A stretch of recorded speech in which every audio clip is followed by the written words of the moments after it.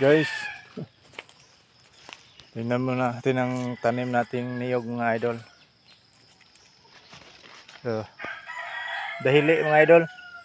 So, may parang bubungan na sa sinuguro nito mga idol.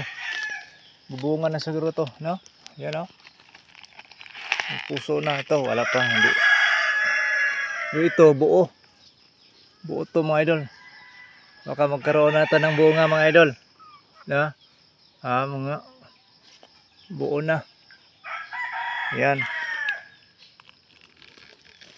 Ito. Anahan ko ng tuba to mga idol. Mga susunod na buwan siguro mga idol. Kung magkaroon ulit ng ganito. Bulaklak. Tingnan lang natin mga idol. Bubunga na mga idol. Malapit na. Yung iba hindi pa. Oh, yung iba wala pa. Yan, isama siya. Oh, kasabayan yan dito sa pagtanim ko. Tsaka doon, maliit pa. Kasi nasa ilalim lang mga kahoy. Ito. Oh.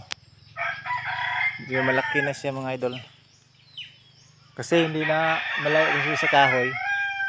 Yan, lumaki siya. Walang bunga pa. Ano? Bulaklak pa. Baka ito. Baka magkaroon na to ng bunga mga idol.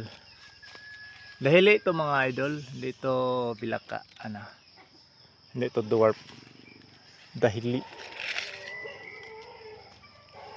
Ito yung mga klase ng niyog na inano nila ng mga tuba mga idol. Pinasanay ko yung bunga.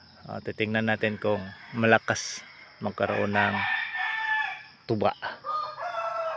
Okay, hanggang dito lang mga idol.